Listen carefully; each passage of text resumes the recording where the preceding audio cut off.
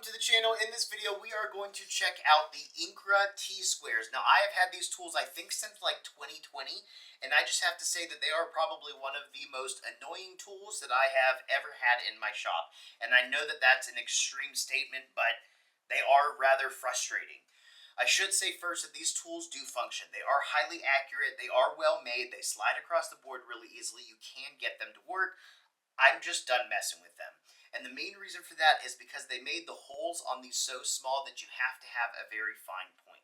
I don't like using pens if you find a pen that can fit through this, and I also don't always want to use a marking knife. A marking knife will fit through the oval holes on this, but sometimes I want to lay things out with pencil, look at it, and then come back with a marking knife. So when it comes to using it with a pencil, you have to have such a fine point with this that as I'm going across the board, I keep snapping the lead. I have to go a little bit, snap the lead, a little bit more, snap the lead, a little bit more, snap the lead, and I'm over it. I'm done. I'm done messing with them. I know that there's probably a special pen or pencil or whatever or something that you can buy, but I don't want to have to grab this tool and say, where's my Incra pen? Or where's my Incra pencil or something like that. I want to be able to grab the tool, grab my pencil, and go to work. Or even not think about what it is. If there's a pen in there, I want to be able to grab it and get back to work. Because we all know that we lose pencils, so imagine having to look for a specific pencil for this thing. I'm sorry if you guys like them. I have seen quite a number of people on YouTube using them. I gave them a go for almost 4 years now, and I am done. The other issue that I run into is they could be a little bit more functional. There are other tools out there that do more. So, they do have the measurements along the length and along the width. But the measurements along the width are so far away from the reference point, I'm not really sure what the use is. And I can tell you that in the 4 years that I've had these, I've never used this side of the square. Now, if somehow they had it be closer to the reference point, then yeah, I would have used it a lot more. So that way I can measure the distance away from the edge of the board and the length at the same time and make my point there. But again, because this is so far away from the reference point, you can't do that.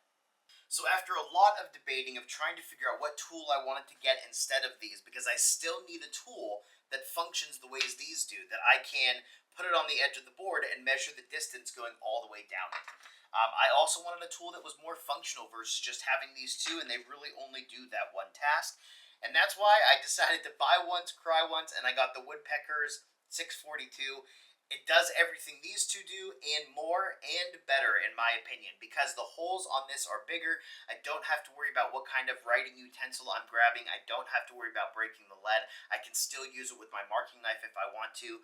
I can measure the distance from the edge of the board and down the length of the board at the same time because it has this ruler attached to the bottom. It's also very sturdy, so I don't have to worry about messing it up. That's the other thing I forgot to mention when it comes to these. This is a thin piece of metal, and I was always worried about bending it, kinking it while it was in use, while it was in storage. It was something I was always mindful of because I'm rough with tools, and I didn't want to mess this up. Now, I'm not sure it's something I really need to worry about because it's stainless steel, but that's how my brain works. So, this solves a lot of the problems that I was having with the Incra tools. I know they're expensive, but I'm kind of getting to a point where it's like a buy once, cry once. This is the last square I'm going to need basically for the rest of my life.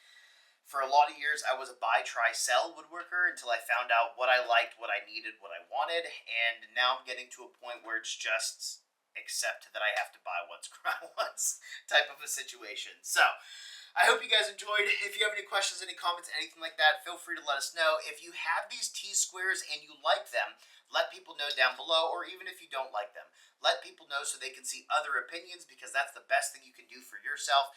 Go get multiple opinions and form your own. But alright, again, hope you guys enjoyed, and have a good day.